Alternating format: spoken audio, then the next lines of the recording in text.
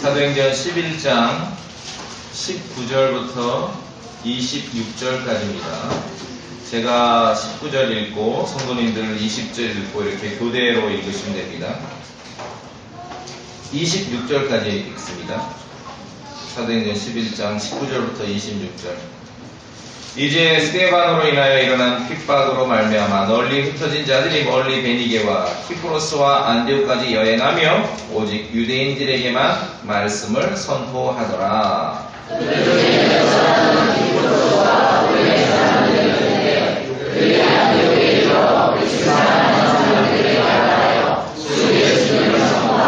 주의 손이 그들과 함께하므로 많은 수의 사람들이 믿고 주께로 돌아오더라.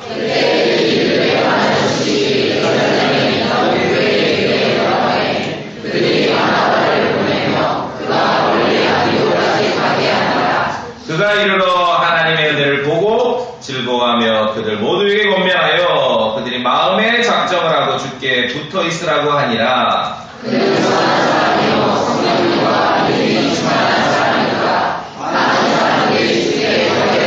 그때 바나바가 사울을 찾으러 다소로 떠나서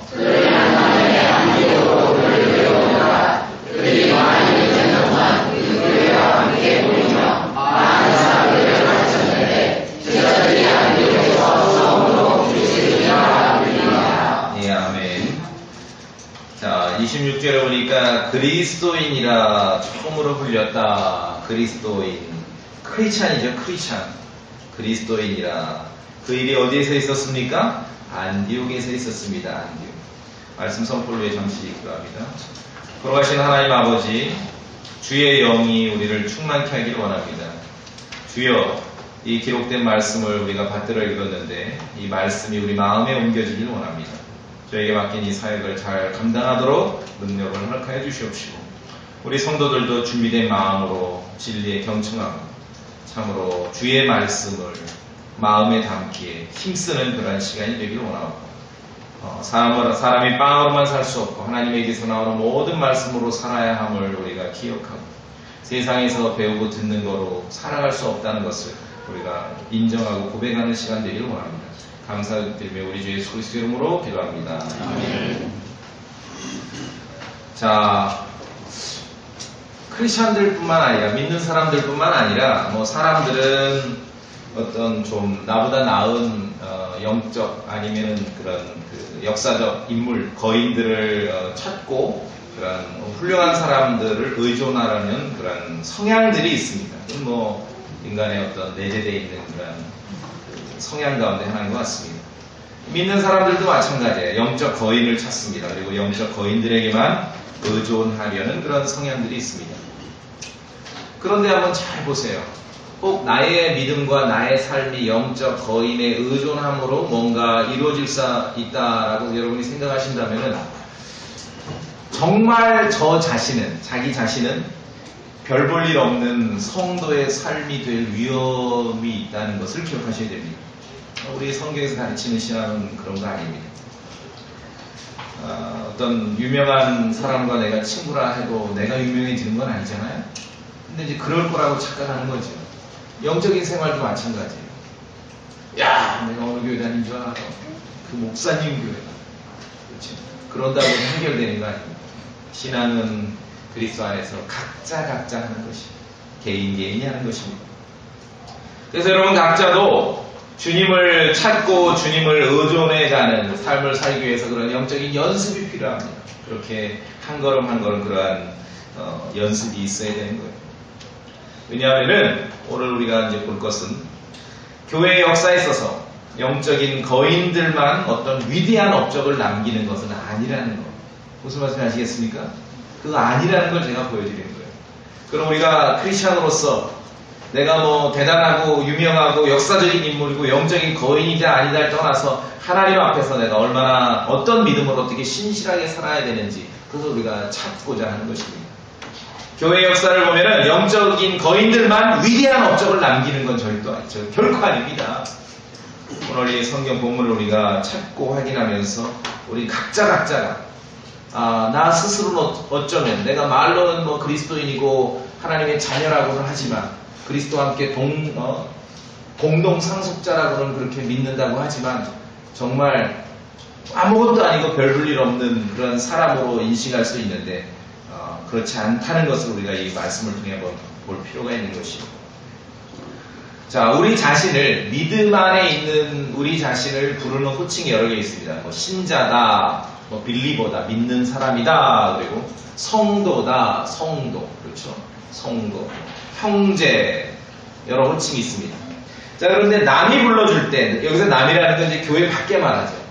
남이 불러줄 때 가장 빛나는 호칭은 그리스도인입니다. 크리스찬이에요. 잘 모르지만 저 사람 누구야? 우리 식으로 하면 예수쟁이야, 그 뜻이에요. 그렇죠? 그리스도를 따르는 사람이래, 저 사람. 그렇죠? 밖에 있는 사람들이 우리를 불러줄 때 가장 빛나는 호칭은 그리스도인, 크리스찬이에요. 그리고 저 또한 크리스찬으로 보여지기를 원하는 거예요. 그리스도인이다. 그리스도께 속한 사람이다. 그리스도께 속한 사람이다. 교회 밖에 있는 사람들이 우리를 크리스천으로 할 때, 그리스도인으로 할 때 우리 성도의 삶은 정말 빛나게 되는 거죠. 그리스도 안에서 빛날 수 있는 것.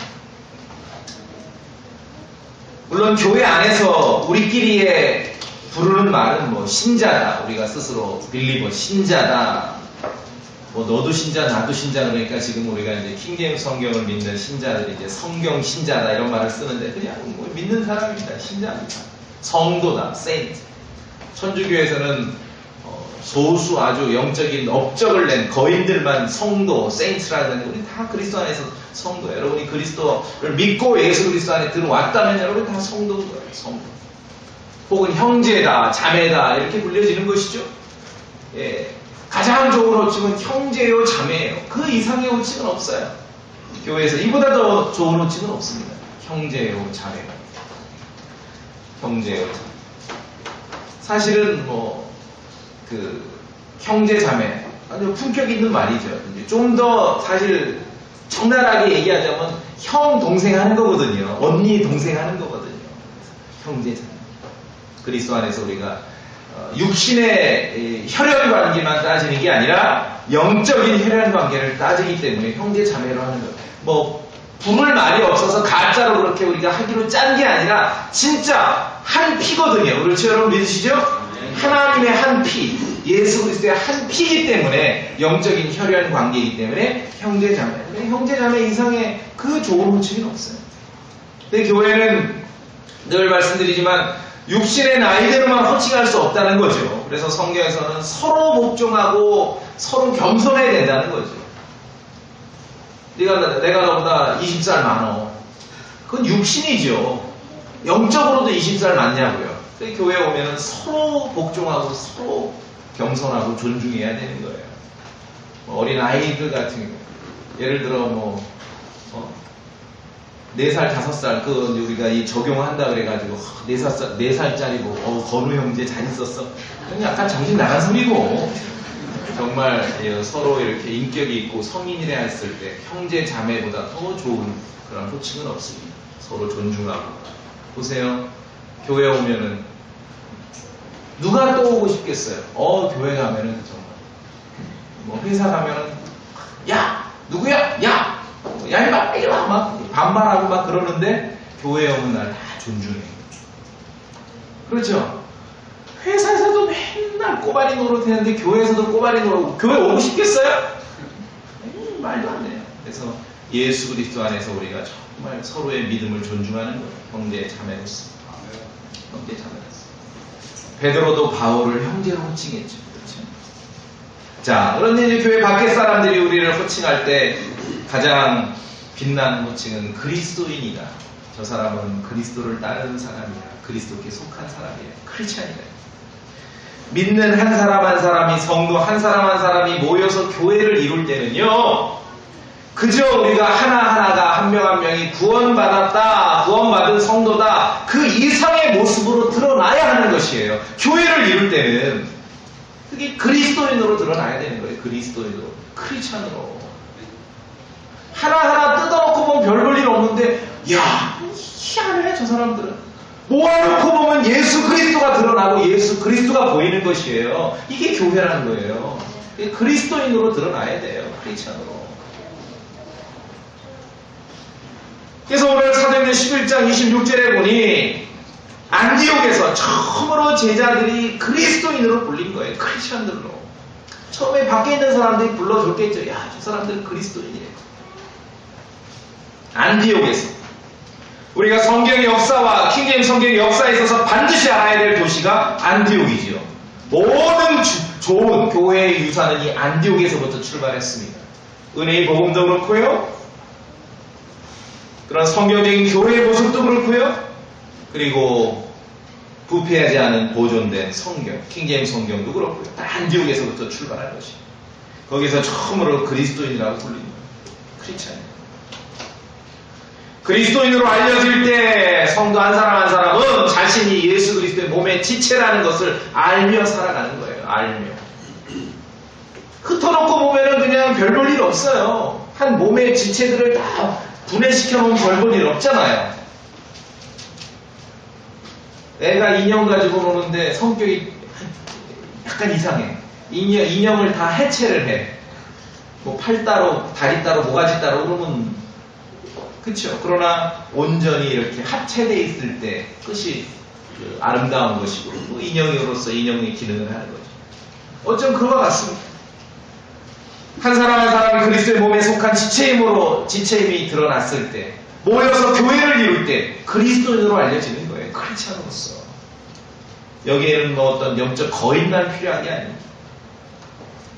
우리의 경력과 자신의 경력 다 각자 생각이 있거든요. 그렇죠? 빈 마음이라고 생각하지 마세요. 다 생각이 있고 판단이 있고 경험이 있고 경력이 있고 다 무엇인가로 가득 채워져 있거든요. 그러나 교회에 우리가 예수 그리스도로 모일 때 그거 가지고 하는 게 아니라 하나님의 말씀대로 성경 기록대로 우리가 순종하고 복종하며 살아가는 거예요. 그랬을 때 우리가 크리스찬으로 그리스도인으로 드러나게 되는 것입니다.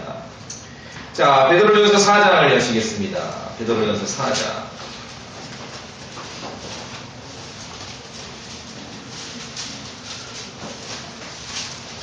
베드로전서 4장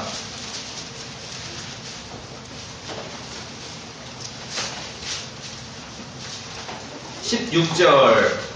여기도 또 그리스도인 크리스찬이란 말이 나옵니다. 베드로전서 4장 16절입니다. 함께 읽겠습니다. 베드로전서 4장 16절. 시작. 그러면 어떤 사람이 그리스도인으로 고난을 받으면 그는 부끄러워하지 말고 우리 어디로 인해 하나님께 영광을 돌리라.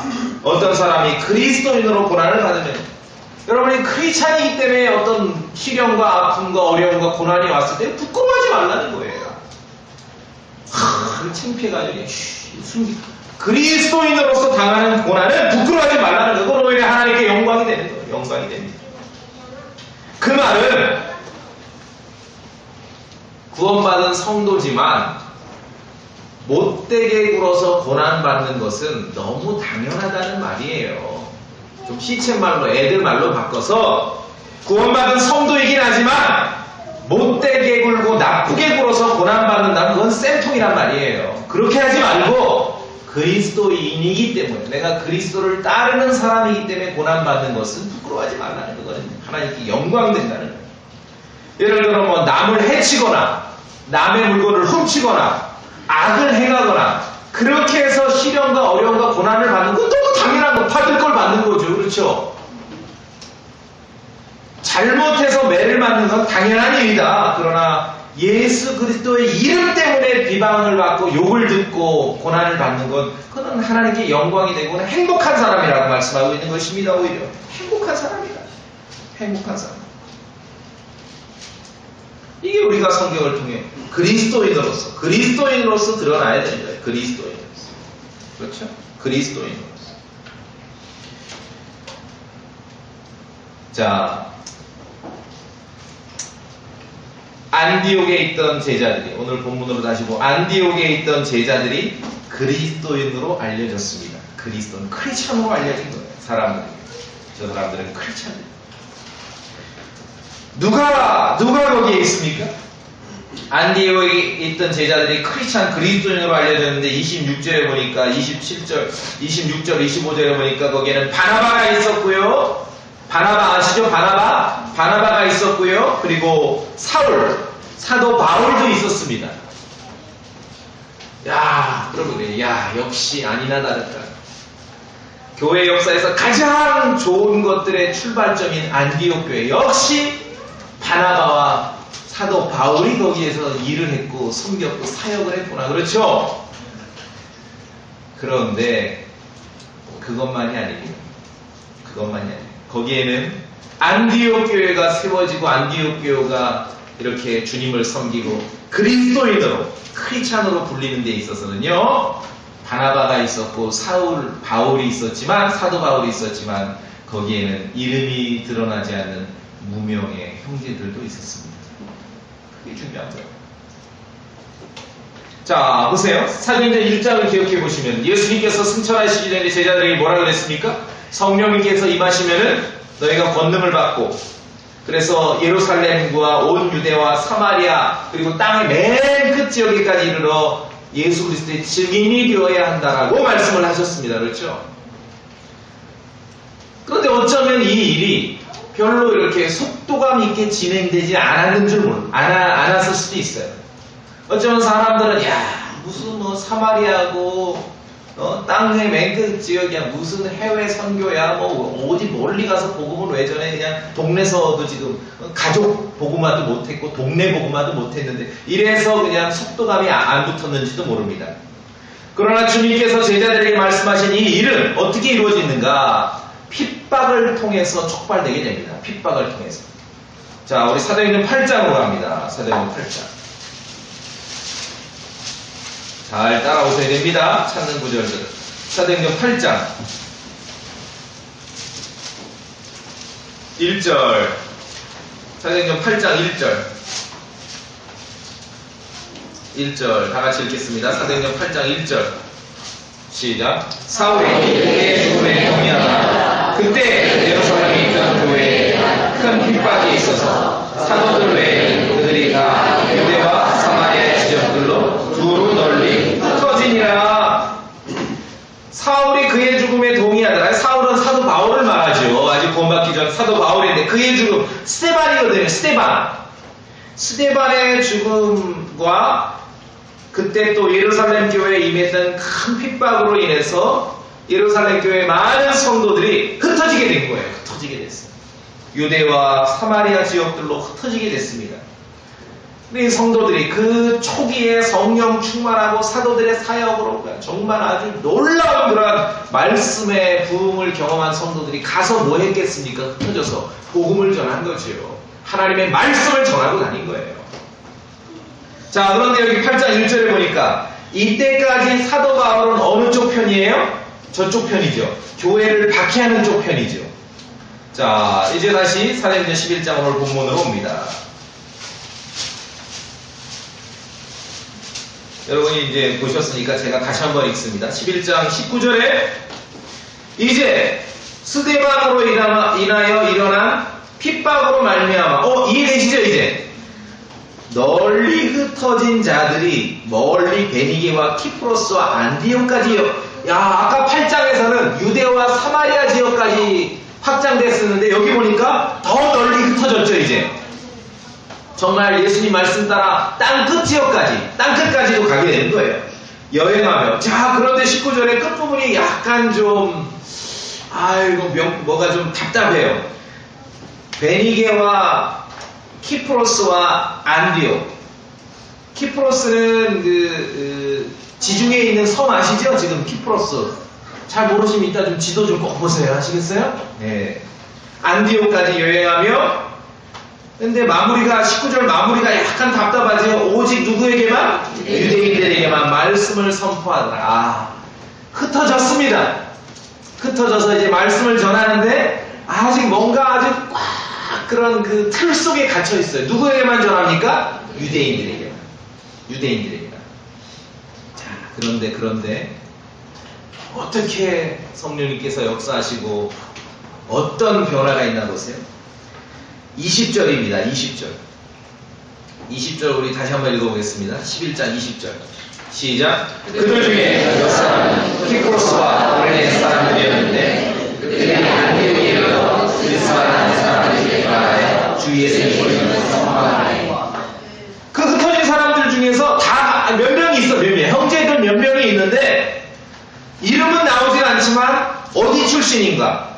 키프로스와 구레네 출신이에요. 키프로스는 지중해 터키 밑에 있는 그 섬을 말하고 섬나라를 말하고, 구레네는 북아프리카에 있는 그 리비아에 있는 그 도시를 말하죠. 그 출신. 성경에는요 뭐 이름도 중요하지만 어느 그 지역이 중요해요. 지역. 왜냐하면 성경 시대는 지역 감정이 워낙 셌기 때문에 지역이 중요하거든요. 키프로스와 구레네 사람 중에 몇몇 형제들이 예루살렘에 있다가 흩어져서 안디옥까지 왔는데, 지금 시리아에 있는 안디옥까지 왔는데 누구에게? 그리스마라는 사람들에게 주 예수님을 선포하기 시작한 거예요. 이건 놀라운 사건입니다. 사도행전 11장 20절은요 놀라운 사건이에요. 놀라운 사건입니다. 키프로스와 구레네 출신 형제 몇 명이 안디옥에 와서는 그리스마를 하는 사람, 그리스 사람에게 주 예수 그리스도를 전하기 시작한 것이에요. 전하기 시작한 것이에요. 이 놀라운 사건이에요. 왜냐하면은 그 앞선까지 베드로조차 고넬료 집에가 말씀을 전했는데 다시 예루살렘으로 귀환을 하니 예루살렘에 있었던 정통 할레파, 이 교회 성도들 중에 유대파, 할레파 성도들이 베드로를 이제 치고 들어온 거예요. 야, 네가 이방인들하고 같이 밥 먹었다며? 여기 11장, 사도행전 11장 2절 보세요. 베드로가 예루살렘에 올라갔을 때 할례자들의 속한 자들이 그와 다투며 이르되 내가 할례 받지 않은 사람들에게 들어가 그들과 함께 뭐였어요? 그것도 다로.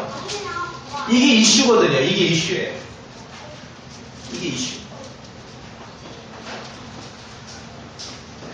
예루살렘에 있었던 정통 유대파 형제들은 지금 유대인 사도들이 이방인들하고 가서 밥 먹은 것만 가지고도 논쟁을 하고 토론을 하고 다투고 있고 지금 그걸로 시간을 쓰고 있는 그런 상황이에요. 지금 현재가. 그런데 키프로스와 고레네 출신 형제들 가운데 몇 명이 안디옥에 왔어요. 이방인들에게, 그리스 사람들에게 주 예수 그리스도의 말씀을 전합니다. 근데 그들이 자의적으로만 한 게 아니라 21절에 보니까 뭐라고 되어 있습니까? 너무 멋진 말이죠. 뭐라고 되어 있어요? 21절에 주의 손이 그들과 함께 함으로 성령님의 인도하에 이 일들이 이루어진 거예요. 예루살렘에선 심지어 베드로조차 이방인하고 밥 먹은 거에 대해서 가지고 막 장황하게 논쟁하고 다투고 있고 싸우고 있는 이 상황에서 키프로스랑 구레네, 이게 왜 중요하냐면요, 당시 예루살렘 교회 중심으로 보자면 키프로스하고 구레네는요, 이거는 변방이에요. 변방, 시골, 촌. 그 출신 몇몇 형제들이 안디옥에 와서 이방인들에게 주 예수 그리스도의 말씀을 전하기 시작한 것이에요. 그들의 그 일의 사역에 21절에 주의 손이 함께 했다라고 성경은 기록하고 있는 것입니다. 주님의 인도하심 가운데, 성령님의 인도하심 가운데 이 일들이 이루어지고 있었던 것입니다. 키프로스는 지중해 이렇게 지금 터키 밑에 있는 그 섬이죠. 뭐 사이프러스라고도 하고 키프로스라고 하죠. 이거 바나바 고향입니다. 바나바. 좀 이따 우리가 보겠지만 바나바의 고향이고요. 또 구레네 사람 형제도 있었는데, 구레네는 여러분 익숙하시죠? 구레네 출신 중에서 이름난 사람이 한 명 있는데 혹시 누군지 아세요? 구레네 사람? 시몬이 있었잖아요. 예수님 십자가 짊어지고 갈 때 왜 그 군사들이 억지로 잡아다가 구레네 사람 시몬에게 짊어지고 가라 그랬지 않습니까? 그렇죠? 구레네, 그때 구레네, 지금 리비아, 북아프리카 리비아에 있는 그런 작은 도시죠. 그러니까 변방이에요, 변방. 사도들도 아니고 말씀을 들었어야 오순절에 그 사도들의 설교를 통해 들었던 그 사람들 중에 하나인 것이죠. 그런데 아마 이 키프로스 출신 형제 가운데는 아마 바나바와 모르긴 해도 관련이 있을 수도 있을 겁니다. 왜냐하면 22절에 이 소식이 안디옥에 예수님의 말씀이 선포되고 많은 사람들이 믿고 주께로 돌아왔다는 소식이 예루살렘 교회에 당도하니 예루살렘 교회에서 누구를 보냅니까? 바나바를 보내요. 21절에 바나바를 보냈습니다. 예루살렘 교회에서 바나바를 보내서 멀리 안디옥까지 가게 하는 것이에요.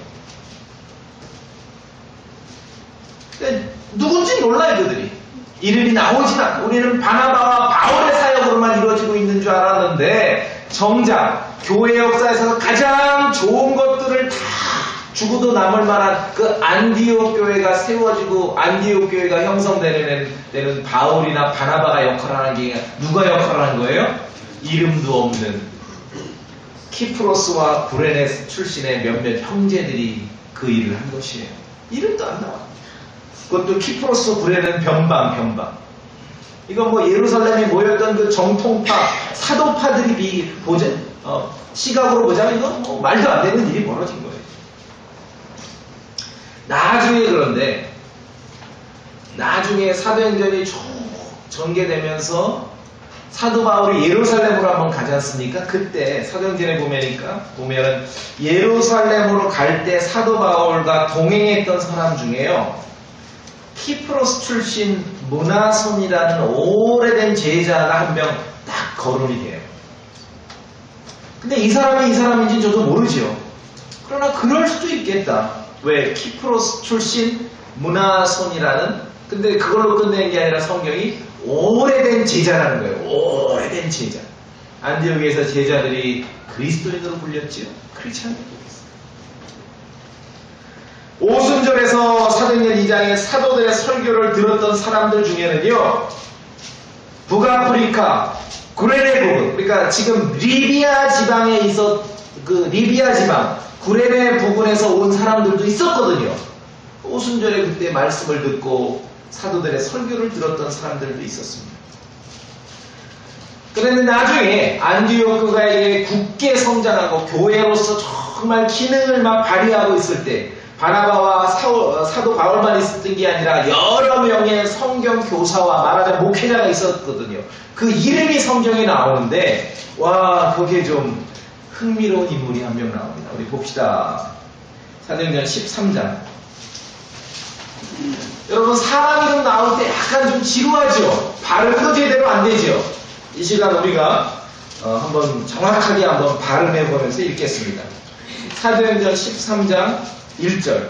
여러 사람의 이름을 발음해보면 읽는데 제가 오늘 이 본문을 설교하면서 이 구절을 읽을 때 여러분이 좀 제 마음과 공감이 된다면 거기에 강조를 하는 거예요. 아시겠죠? 사도행전 13장 1절. 이제부터 시작. 이제 어떤 곧 바나바와 게리라는 시몬과 그의 유대와 사도의 그들과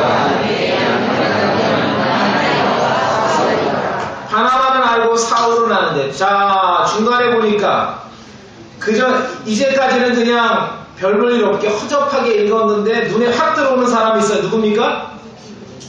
구레네의 루기오. 여러분, 루기오에 대해서 설교 들어보신 적 있어요? 옛날에 때께? 루기오 아세요? 주일학교 시험 문제에도 루기오는 안 나올 거예요. 그렇죠?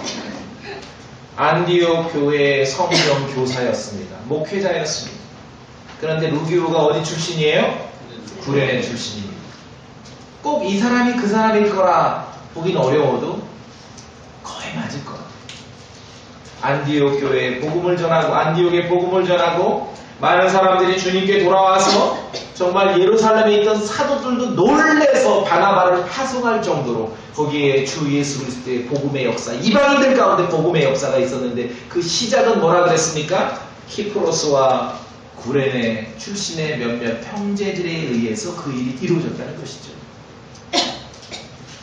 그 사람들이 키프로스 출신의 오래된 제자 문하손이었는지 아니면 사도행전 13장 1절에 나오는 루기오였는지 정확하게는 알지는 못하지만 우리는 그래도 그 흔적을 더듬어 가볼 수 있는 거예요. 무슨 말씀입니까? 교회 역사에서 가장 좋은 유산과 전통을 남겼던 안디옥은 바울이 복음 전에 이루어진 교회가 아니에요. 바나바가 복음 전에 이루어진 교회가 누가 복음 전했어요? 이름도 없는 그것도 변방 출신, 저 시골 출신. 아니, 지금도 북아프리카 리비아, 야, 너 해외여행 리비아 갈래? 기분 좋아요? 좀 돈이나 그냥 주지, 그죠? 지금도 그런 동네예요. 그쪽 출신 몇몇 형제들에 의해서 안디옥 교회가 세워졌던 거예요. 아셨습니까? 그 이름 루기오가 있습니다. 문화선이 있습니다. 나중에 이 구레네 루기오는 사도행전 16장에서 이름이 나옵니다. 사도 바울의 친족으로 소개가 됩니다. 친족. 고대 로마 제국의 거대 도시 안디옥에 와서 주 예수 그리스도의 복음을 선포했던 형제들은 변방 출신들의 이름도 없었던 몇몇 형제들이었다는 것이에요. 그들의 노고와 수고로 말미암아 킹제임스 성경을 믿는 성도들에게는 결코 잊을 수 없는 그 안디옥이라는 이름이 교회의 역사에 남게 되었다는 것입니다. 주의 손이 그들과 함께 했습니다. 아까 말씀드렸듯이 예루살렘에 있었던 정통파 유대인들, 성도들, 사도들, 할례파들은 이방인들하고 베드로가 밥 먹었냐 안 먹었냐 가지고 논쟁하고 토론하고 다투고 있을 때 이들은 성령님의 인도함을 받고 이방인들에게 안디옥에서 복음을 선포했던 것이에요. 그래서 안디옥 교회가 세워진 것이에요. 누가 그랬어요? 모르겠어요. 미루어 짐작컨대 루기오가 그랬을 수도 있고, 루기오 처음 들어보신 분도 있을 거예요. 그렇죠? 안디옥이라는 교회의 이름을 남긴 것이에요. 영적 거인들만 위대한 일을 하는 거 아닙니다. 여러분, 신앙적으로 영적 거인들만 찾고 영적 거인에게 의존하려 한다면 여러분은 정말 아무것도 아닐 수가 있어요. 아무것도 아닐 수가 있어요. 그리스도 안에 성도고 그리스도 몸의 지체라면 우리 스스로 각자가 믿음을 세워야 할 것이며, 정말 어떤 자세로 주님을 섬겨갈 것이고, 나에게 주어진 일이 무엇이며 그걸 어떻게 수행해야 될지 우리가 생각하고 고민해야 될 그런 시점이라는 것입니다. 당시 안디옥에 가서 그리스 사람들에게 복음을 전한다는 것은요, 이건 매우 용기 있는 행동입니다. 대단한 결단입니다. 앞서 읽으셨잖아요. 베드로가 고넬료 집에 가서 밥 먹고 온 것만으로도 지금 예루살렘 교회 갔다가 와, 온통, 그렇죠? 그 할례파들이 막 일어나서 물어 뜯어 제끼는데 그런 일을 당하고 있는데, 변방 출신 이름도 없는 형제들이 고대 로마 제국의 거대 도시에 가서 이방인들에게 복음을 전한 것은 대단한 결단인 거예요. 용기 있는 결단인 거예요. 베드로에게도 쉽지 않았던 행보를 이들이 보였던 것입니다. 주님의 손길이 그들과 함께 했기에 어떤 막 고정된 틀과 같았던 복음을 전하는 데 있어서도 오직 유대인들에게만 전했거든요. 유대인들의, 멀리는 갔지만 오직 유대인들에게만 전했는데 그 고정된 틀, 사람들이 만든 고정된 틀을 주님의 손길과 함께 깨뜨릴 수 있었다는 것입니다. 그랬을 때 하나님의 은혜가 임한 것을 우리가 보게 되는 것입니다. 그렇게 안디옥 교회는 세워진 것입니다. 그래서 저는요, 신약 성경에서 제가 말씀드린 대로 이 키프로스와 구레네 출신 형제들이 문해손이나 루기오인지 아닌지 전 잘 모르겠지만, 신약 성경에서 그 구절에서 이름이 똑 떨어지게 기록되지는 않았지만, 제가 정말 신약 성경에 나오는 인물 중에 가장 박수 쳐주고 싶은 사람들이 바로 사도행전 11장 20절에 나오는 이 형제들이라는 것이죠. 안디옥 교회를 누가 세웠어요? 누가 복음 전했어요? 이름도 없는 변방 출신의 형제들이 복음을 전한 것입니다. 영적 거인들만 위대한 일을 남기는 건 아니에요. 그렇다면 성경이 틀렸죠. 여러분이 다 그리스도 안에서 한 사람 한 사람이 소중한 성도이고 그리스도의 몸의 지체들이라는 것입니다. 교회의 역사의 큰 흐름은 그가 누구든지 간에 주님과 함께하는, 주님의 손길이 함께하는 그러한 용기 있는 성도들과 형제들을 통해서 그 큰 흐름은 시작된다는 것입니다. 그들은 어떤 드라마로 본다면 그들의 역할은 조연일 수도 있고 엑스트라일 수도 있어요. 그렇죠? 너 뭐 해야겠니? 그럼 다 주인공 한다 그래. 보니까 깜도 아닌데. 거울 보고 자기 자신을 좀 알아야지. 다 주인공 하려고 그래. 그러나 이 이름도 없이 주님의 복음을 전했던, 안디옥에서 전했던 이 형제들은 어쩌면 조연이고 엑스트라일 수 있습니다. 그러나 반드시 필요한 사람들 있죠? 하나님의 왕국을 위해서 반드시 필요한 사람이에요.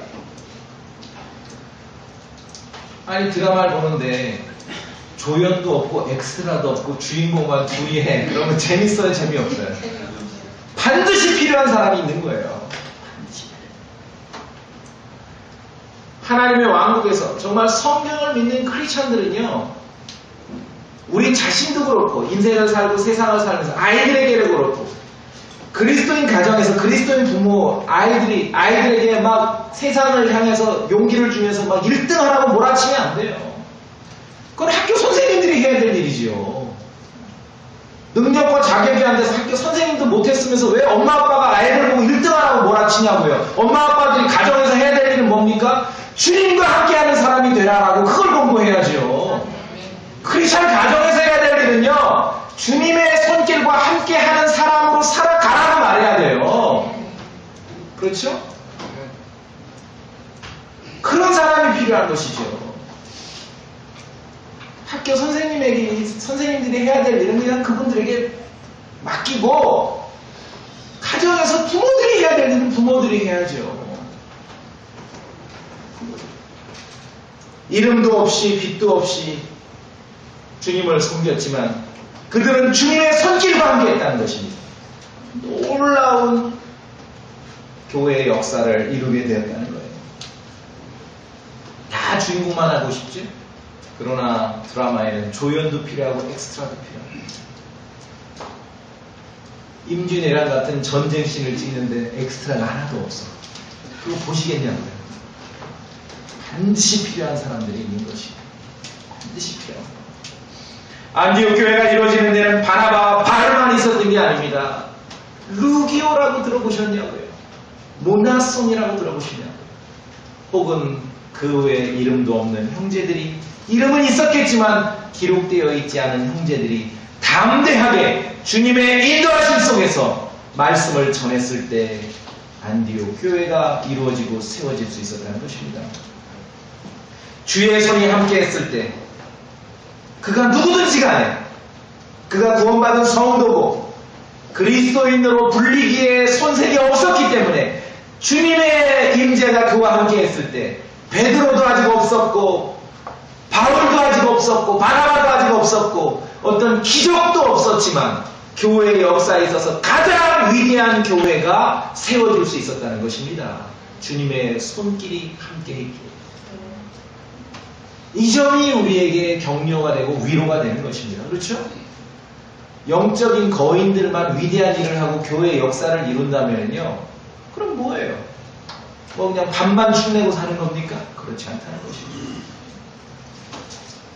주님과 함께하는 사람이 되고자 그런 방향으로 나가야 되는 것이죠. 영적 거인만 위대한 역사를 이루지 않습니다.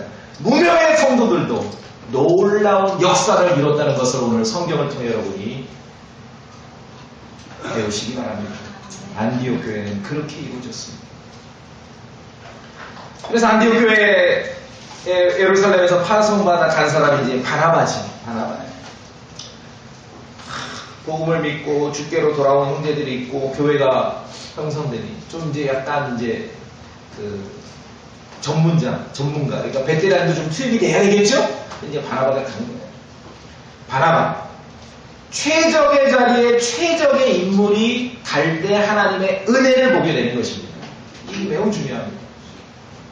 뭐 교회에서도 마찬가지고 다 마찬가지잖아. 어떤 자리에 가장 최적의 자리에 최적의 사람이 임해야, 맡아야 하나님의 은혜가 거기에 임하게 되는 거예요. 그래서 예루살렘에서 안디옥에다가 바나바를 보낸 것은 최고의 선택이었습니다. 성령님의 도우심 속에서. 바나바는 아까 말씀드린 대로 키프로스 출신이죠. 원래 레위 사람이고 원래 본명은 요새입니다. 요새. 근데 사도들이 그를 바나바라고 불렀다 그럽니다. 우리 사도행전 4장 한번 봅시다. 사도행전 4장.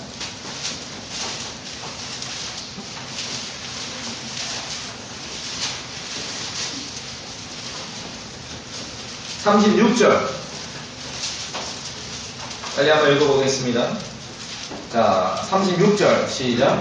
사도들이 포로스를 지나 요새라는 레위 사람에게 바나바라 그것을 번역하면 위로의 아들이라는 뜻이다. 예, 바나바는 위로의 아들. 땅이 있었는데 땅을 팔아 사도들에게 가져왔죠. 바나바는 예루살렘 교회의 가난한 사람들에게 위로가 되는 사람이었습니다. 본명은 있는데 사도들이 보니 바나바라 이름 진 거예요. 왜? 위로의 아들. 그러니까 바나바만 나타나면 다 위로가 돼. 위로를 얻어. 낙담했던 사람이 용기를 얻고 위로를 얻고. 그렇죠? 바울에게도 위로가 됐어요. 처음에 바울이 구원받고 막 핍박이, 아까 말씀드렸잖아요. 스테반 죽었고 예루살렘 교회 핍박이 왔을 때 바울은 아직 누구 편이었어요? 그쪽 편이었는데 갑자기 상황이 바뀐 거예요. 오히려 막 핍박하던 사람이 그리스도의 부활을 선포하고 예수 그리스도가 하나님의 아들이심을 설교하니까, 그러고 다니다 이제 예루살렘에 왔는데 직접적으로 피해를 입은 사람들 아닙니까? 예루살렘에 있는 사도들과 성도들은 바울하고 만나고 싶었겠냐고요. 피한 거예요. 예루살렘에서 아무도 바울을 알아주지 않아요. 암만 그래도 이렇게 급작스럽게 바뀔 수 있냐. 아무도 안 믿어. 자기들이 선포한 복음의 능력도 안 믿어요. 바울을 상대하지 않은 거예요. 그때 사도들에게 바울을 데리고 갔던 사람들이 누구예요? 바나바예요. 가장 어려울 때, 유대인들에게도 쫓기고 제자들도 거절할 때 바나바는 바울에게도 위로가 됐던 것이에요. 참으로 이름 그대로 그렇게 살았습니다. 왜 그러잖아요. 친구들끼리 얘기하다 누가 와요. 야 끝났다 빨리. 야 우리 얘기 다 끝났어 빨리 가자. 그런 사람 누구라는, 위로의 아들이 아니라 재앙의 아들이고 불신의 아들이고 싸움의 아들이라는 뜻이죠. 그리스도는 위로의 아들이 되어야 돼요. 바나바가 안디옥 교회에 간 것은 최적의 선택입니다. 최적의 선택. 그는 안디옥 교회를 위로했습니다. 또 안디옥 교회에서 사역하면서 큰 기근으로 어려움을 겪는 예루살렘 교회도 위로했습니다. 그 구호공을 가지고 예루살렘 교회도 갔지요. 그러한 바나바가 안디옥에 와서도 이르러 하나님의 은혜를 보았다. 그리고 즐거워했다. 성도들을 권면하고 마음에 작정을 하고 주께 붙어 있으라고 그렇게 가르치고 설교한 것을 우리가 사도행전 11장에서 볼 수 있게 되는 것입니다. 또 바나바의 위로를 받았던 사람 중에 대표적인 사람은, 여러분 마가 아세요? 마가가 원래는 사도 바울과 바나바 선교팀 멤버였는데 중간에 가다 도망갔잖아요. 힘들어서. 그러니까 이제 두 번째 갈 때 그래도 바나바는 마가를 써야 된다. 마가에게 기회를 줘야 된다 했는데 바울은 그걸 원치 않았죠. 그래가지고 성경에 보니까 아주 격렬하게 싸웠다 그래. 둘이 바나바하고 바울하고. 그래서 결국 갈라져요. 함께 하지 못하겠어요. 바나바는 마가를 데리러 가고 바울은 실라를 데리고 서로 갈라져 나옵니다. 물론 이후에 사도행전의 기록은 바울 중심으로 이루어지고 있습니다. 그런데 중요한 것은요, 바나바는 마가에게 한 번 더 기회를 줬죠. 그리고 끝내 사도 바울에게조차도 너무너무 필요했던 그러한 영적인 훌륭한 인물로 마가를 키워내는 것이에요. 디모데후서 4장에 보면은 바울의 말년에 디모데에게 그럽니다. 마가를 데리고 오라. 그가 사역을 위해 내게 유익하니라. 그렇게 성경은 기록하고 있는 겁니다. 바나바는 마가에도 위로가 됐던 사람이에요. 결국 마가는 신약 성경에 두 번째 복음을 기록하지 않았습니까? 마가복음을. 그렇죠. 참으로 바나바는 위로의 아들로 살았습니다. 그런 사람이 안디옥에 이렇게 오게 된 거예요. 참 훌륭한 성도, 훌륭한 형제, 훌륭한 성경교사, 훌륭한 목사가 오게 된 거죠. 성도들은 위로를 받았습니다. 우리는 이 안디옥 교회 부흥의 역사에 있어서 초기에 활동했던 이 바나바에 대해서 우리가 좀 다시 한번 관심을 갖기를 바라는 것이에요. 그는 위로의 아들이었고요. 24절 봅시다. 다시 사도행전 11장 24절. 다시 한번 읽어보겠습니다. 사도행전 11장 24절. 시작. 그는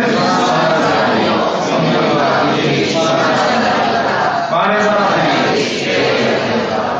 물론 성령 충만해야 되고 믿음으로 충만해야 됩니다. 그런데 오늘 현대 크리스천들이 놓치는 말이 있어요. 바나바는 어떤 사람이었습니까? 선한 사람이었습니다. good man이에요. 좋은 사람이에요. 좋은 사람. 성령 충만하고 믿음 충만한 것이 밖에 있는 사람들이 볼 때 그냥 좋은 사람으로 드러나야 되는 거예요. good man으로. good man으로. 선하신 하나님을 믿고 따른다면 좀 선한 사람이란 말을 들어야 할 거 아니겠습니까? 선하신 하나님을 믿고 따르는 사람이 왜 포악하단 말을 들어야 됩니까? 시편 말씀에 주께서는 선한 사람의 걸음을 정하시고 그의 길을 기뻐하신다라고 말씀하고 있습니다. 성령 충만해야 됩니다. 믿음으로 충만해야 됩니다. 그러나 포기해서는 안 됩니다. 여러분 선한 사람이 되셔야 돼요. 굿맨이 되셔야 돼요. 착한 사람이 되어야 돼요. 여러분의 성령 충만하고 믿음으로 충만하고 성경을 열심히 공부한 것이 그냥 사람들에게 좋은 사람으로 드러나야 되는 것입니다. 그래야 복음의 능력이 있죠. 복음의 능력이 있죠. 성령 충만한데 진리로 무장되어 있는데 사람들이 볼 때는 그냥 무례한 깡패 같아. 성령 충만한 거 아니에요. 성령 충만하고 믿음으로 충만하다면 예의 바른 신사가 되어야 하는 것입니다. 그게 크리스찬의 모습이에요. 그러니 밖에 있는 사람들이 그리스도입니다. 크리스찬이라고 말한 것이죠. 담대함과 무례함을 여러분이 구분하셔야 됩니다. 담대함과 무례함을 구분해야 됩니다. 성령의 열매는 부드러움, 젠틀리스예요. 젠틀하십니다. 우리 성령님은 젠틀하세요. 부드러우십니다. 진리를 말한다면서 부드러움이 없다면 성령 충만한 거 아닙니다. 그냥 지식으로만 충만한 거죠. 아시겠습니까? 그런 사람 멀리 해야 되는 것이에요. 바나바는 성령님으로 충만했고 믿음으로 충만한 것으로 그것만 끝나는 게 아니라 선한 사람이었어요. 선한 사람이었어요. 예수님께서 말씀하십니다. 선한 사람은요 마음의 선한 도구에서 선한 말을 꺼내서 이렇게 낸다 그랬습니다. 선한 말을 하는 것이에요. 선한 말. 왜 막 욕설로 도배된 말을 그렇게 살아갑니까? 사람들이 길거리 가다 보면 욕이 막 난무하죠. 그 마음의 창고에 욕이 가득 채워져 있기 때문에 그래요. 선한 사람은 마음에 선한 도구에 선한 것을 채운 거예요. 그리스도인은 그래서요 여러분이 월요일부터 토요일까지 열심히 땀 흘려 일하시고 여러분 통장에 열심히 돈을 쌓아놓으려고 애쓰시는 것도 좋습니다. 그러나 그 삶 가지고만 부족하다는 것입니다. 적어도 하나님 말씀 앞에 주의 첫날이면 그리스도인으로서 여러분의 마음의 보고 마음의 창고에 선한 것으로 가득 채우려고 애쓰셔야 됩니다. 그래야 선한 사람이 되는 거예요. 선한 말을 하게 되는 것이에요. 왜 설교한답시고 가끔 들어보면 함부로 말하는 목사들 설교자들 들어보셨죠? 그 마음에 선한 것이 전혀 없기 때문에 선한 말을 하지 못하는 것입니다. 사도 바울은 성령님으로 충만했습니다. 믿음으로 충만했습니다. 그것 끝이 아니라 어떤 사람이었습니까? 선한 사람이었어요. 선한 사람이에요. 좋은 사람이에요. 무엇을 안다고 하면서 무례한 깡패가 돼서는 안 되는 거예요. 예의 바른 신사가 되어야 합니다. 예의 바른 신사. 사람들은 선한 사람을 좋아해요. 자기는 못했으면서도 남은 선한 사람이길 원하거든요. 구약에서 다윗 왕이 압살롬하고 전쟁할 때 그 결과를 기다리는데 파수꾼이 보고합니다. 와 이제 파발꾼이 옵니다. 누가 오냐? 사독의 아들 아히마아스가 달려옵니다. 다윗이 뭐랍니까? 아히마아스가 달려온다는 소리를 듣고 야 그 사람은 좋은 사람이니까 아마 좋은 소식을 가져올 거다. 그렇죠? 우리 그리스도인이 좀 그렇게 돼야죠. 그렇게 돼요. 모여서 기운 없고 정말 세상과 악한 세상과 싸우다가 절망하고 힘들고 정말 용기가 필요하고 그러는데 바나바 같은 사람이 오는 이야 바나바가 온다. 위로의 아들이 오는구나. 정말 선한 사람이 오는구나. 성령님으로 충만하고 믿음으로 충만한 사람이 오는구나. 이제 우리는 살았다. 우리에게 용기를 줄 거다. 그렇죠? 그리스도인이 그래야죠. 그렇게 살아갔을 때 하나같이 그렇게 살아갔을 때 처음으로 안디옥에서 제자들이 뭐라고 불린 거예요? 그리스도인이라고 불린 거예요. 크리스찬이라고 불린 거예요. 크리스찬이라고. 영적 거인만 위대한 업적을 남기는 게 아닙니다. 여러분 오늘 그 생각 버리시기 바랍니다. 하나님께서는 여러분 한 사람 한 사람 동일하게 역사하십니다. 동일하게 기대하시는 거예요. 그 위대한 안디옥 교회 누가 세운 거예요? 바울이 아닙니다. 바나바가 아닙니다. 그렇죠? 이름도 없는데 혹 그 사람일 거라 했을 때 아까 이름도 금방 까먹었어요. 지금. 루기오예요, 루가오예요. 그런 형제들이 애써서 안디옥 교회가 세워진 거예요. 동일한 것입니다. 성령 충만하시기 바랍니다. 믿음으로 충만하세요. 그리고 선한 사람으로 불려짐으로 그리스도인이구나, 크리스찬이구나라는 평가를 들으시기 바랍니다. 어떤 사람이 복음을 듣기 위해서 왔어요. 그렇죠? 교회에 찾아왔어요. 진리를 아직 잘 모르는 사람이 오늘 와서 들었는데 다음 주에 뭘로 또 오겠습니까? 와보니 음식도 맛있고 성도들도 참 매력있더라. 내가 정말 세상에서 그동안 정말 힘들고 어렵고 정말 무시당하고 그렇게 살았는데 교회 가니까 와, 나를 정말 품격 있게 존중하더라. 그럼 또 오겠어요? 안 오겠어요? 또 오지. 여러분 같으면 어떻게 하냐? 오지. 다음 주에 올 때 근데 지갑 들고 온다니까. 다음 주에. 중요한 거예요. 그렇죠? 중요한 거죠. 진리에 물러섬이 없이도 부드럽고 품이 있는 크리스찬으로서 예수 그리스도를 따르는 사람이구나. 그렇죠? 사람들에게 위로를 주는 사람으로, 격려를 주는 사람으로, 좌절했던 사람을 다 마가처럼 일으켜 세우는 사람으로, 그런 바나바와 같은, 다 안디옥에 있던 그 성도들과 같은 그러한 삶으로 우리가 살아가야 될 것입니다. 성령님으로 충만하시고요, 믿음으로 충만하시고요, 진리에 물러섬이 없으시기 바랍니다. 그러면서도 부드럽고 품격 있는 선한 사람으로, 그렇게 크리스천으로 살아가시기 바라겠습니다. 기도하겠습니다. 자, 눈 감고 기도하실 때 영적인 거인만 위대한 업적을 이루는 게 아닙니다. 동일합니다. 우리를 구원하신 그리스도의 피도 동일하고 우리 안에 계신 성령님도 동일합니다. 우리가 말씀에 대해서 어떠한 태도를 가지고 있는가가 중요한 것입니다. 그 위대한 업적을 남긴 안디옥 교회가 이름도 없는 그 형제들을 통해 이루어졌다는 걸 우리가 봤습니다. 우리가 그런 위치에서 주님을 섬기고 또한 바나바처럼 위로의 아들로 살아가고 선한 사람으로 살아가고 믿음과 성령님으로 충만한 품위 있는 크리스천으로 살아가도록 같이 기도하겠습니다.